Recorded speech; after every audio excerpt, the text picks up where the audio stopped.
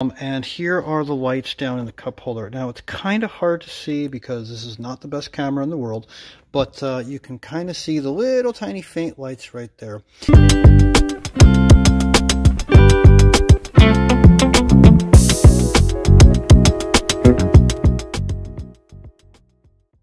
Okay, so here's just the simple lights that I found. You can get these pretty much anywhere. Order them online, Amazon, you can go to the auto parts store, AutoZone, O'Reilly's, Pep Boys, whatever, anywhere. Most places have these. They're nothing fancy. They're just these simple 12 volt LED light strips. Comes, simple connector to it.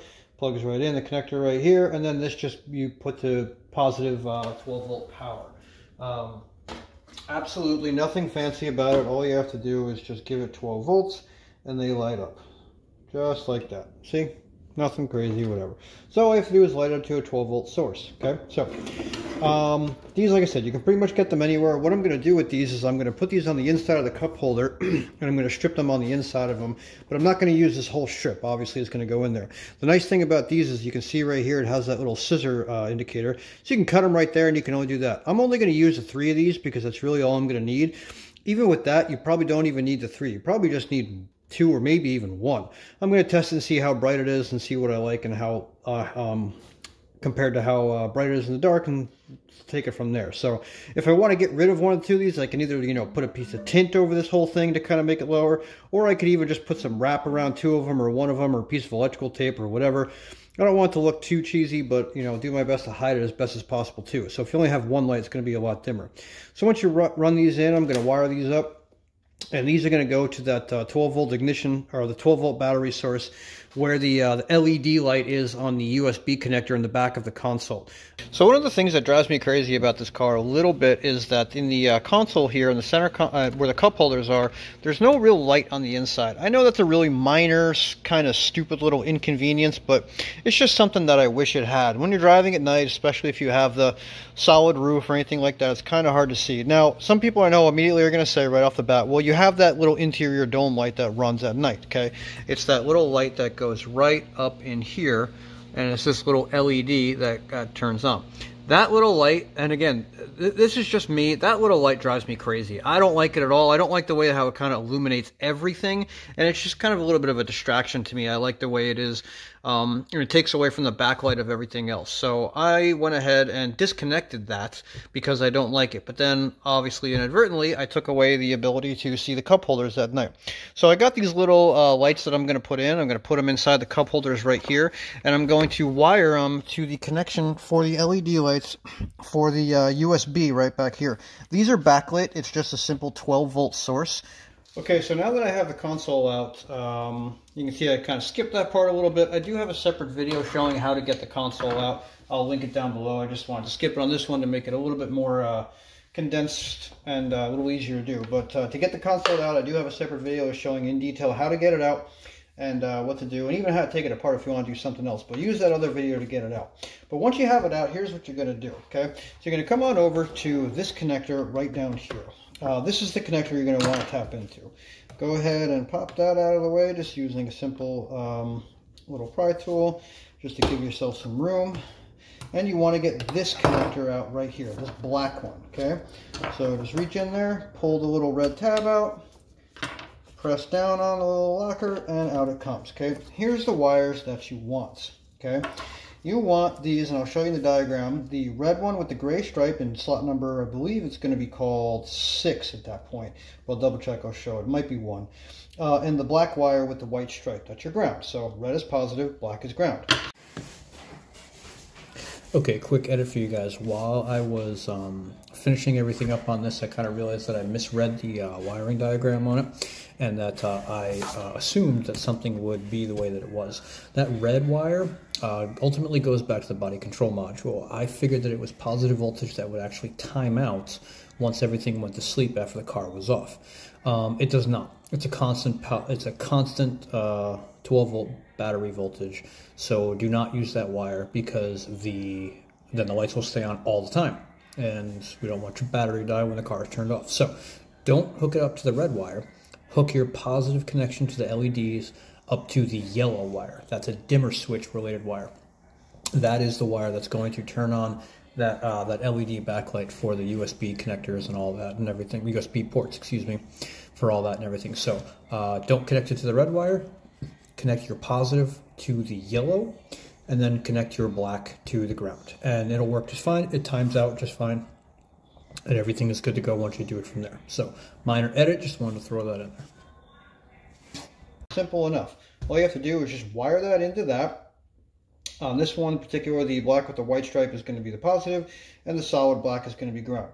So I'm going to cut those and put those in and solder them in, connect it off right there, and I'm going to have the connection for this sitting right here. Now, as far as the lights go, what I'm going to have to do is, you can see I've got all this excess wire right here, which obviously I'm not going to need.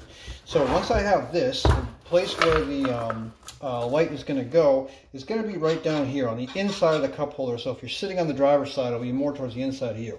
The reason I'm doing that is because it's going to be kind of out of your way visually, and you won't really see it too much. It won't be so much of an eyesore. So the back of this is just adhesive. So like I said before, I'm just going to cut it right there, use that small little section, and adhere it to that part right there all the way on the bottom, and that's going to be where my lights are going to go and kind of lighten up the cup holders a little bit. Now it's also going to be nice a little bit for me too, because it's going to kind of like keep things in place also too, as actual little padding, but that's just another little bonus, I guess.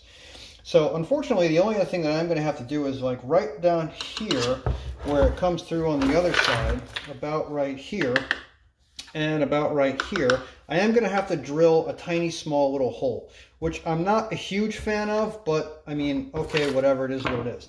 And if I ever want to replace it, this cup holder piece assembly is separate from the rest of the console. These bolts right here.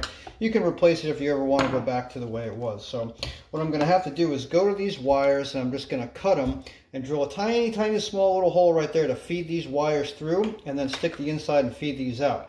Once I have these fed out, then what I'm going to do is just make some connections here and here, and then run the other connector down here at that point, so that way it's all part of the unit itself too. So I'll go ahead and do that, and we'll see how it works out, and I'll show you here in a minute.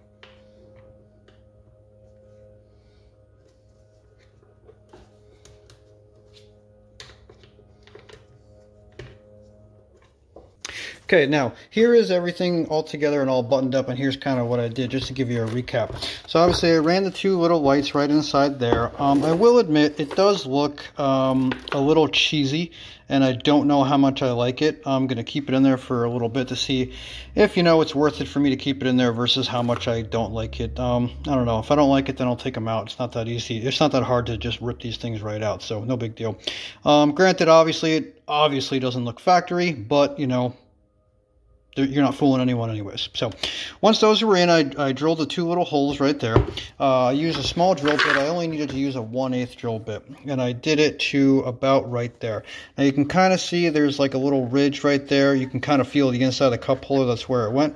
And then the other one right here too. You'll see the third one there. Well, I kind of missed that one, and it wasn't over far enough, so I kind of went over a little bit right there. If you want to give it some reference, just to see, it is about, let's see here, I don't know, give or take about 1.5 inches up.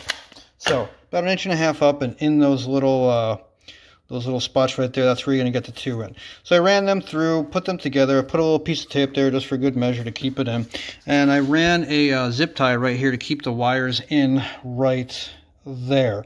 I did drill a little hole right. See if I can get it here. I did drill a little hole right there just to put the zip tie through. That bolt hole is plenty big for that other bolt to still go in, so don't worry, it's still going to fit just fine. Then I just tucked it in over here with some tape just for good measure, and then the connector for it that I had on my set was right there, and I just tucked it up in there. And this over here, that's what it's going to look like all said and done, all tucked away. And again, just kind of put everything together as cleanly as possible. This right here, you're going to want to be a little careful when you make that connection, as you saw me doing it. You're really only going to get one shot at it because the wiring is so short. If you're not that confident in your abilities, maybe find somebody else who is confident in their abilities. Or, you know, you can always open up the harness all the way back a little bit more if you want to. So if you screw it up, not the end of the world. Just don't cut it so close to the end of the connector right here that you're not going to leave yourself a little extra room to work. So I was able to do that. I felt confident enough in my abilities to be able to do it. So the only other thing that was a little bit of a concern for me is this thing, as we know right here. Grab my light to kind of show you what I'm talking about here.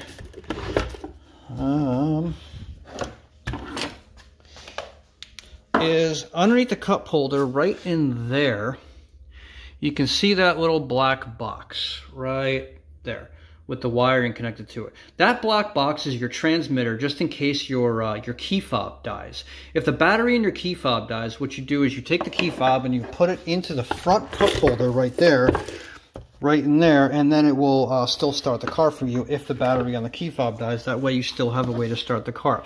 Now with the LED light sitting right there, I know sometimes LED lights can cause some interference. We'll see if it works. So what I'll do is I do have a known dead battery, so I'm going to replace the battery and put it into my key fob and then see if I can still start the car with it. If I put this video up, then that means it worked, and you can go ahead and do that, at least for this set of lights that I had right here. Again, that's kind of what they look like. I bought them at AutoZone, to be honest with you.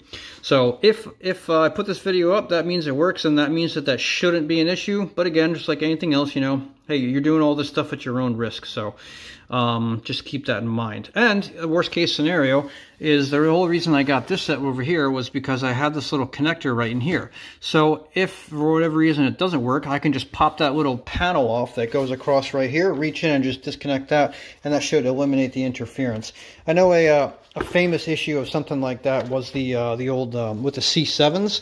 Guys would put those LED lights, the indicator lights in the corners, and then you would have a problem with the tire pressure sensors. Okay, so here is the final product. I'm in my garage right now with the doors closed and all the lights off, obviously, to try to get the best picture. So here's what you have. Obviously, the car is back together. Everything is working. And here are the lights down in the cup holder. Now, it's kind of hard to see because this is not the best camera in the world, but you can kind of see the little tiny faint lights right there. And I gotta tell you, the camera doesn't do it justice. It's just barely enough to give it that perfect little dim so you can kind of see the cup holder a little bit once once it's all the lights are off and you're driving, say at nighttime in the dark or whatever.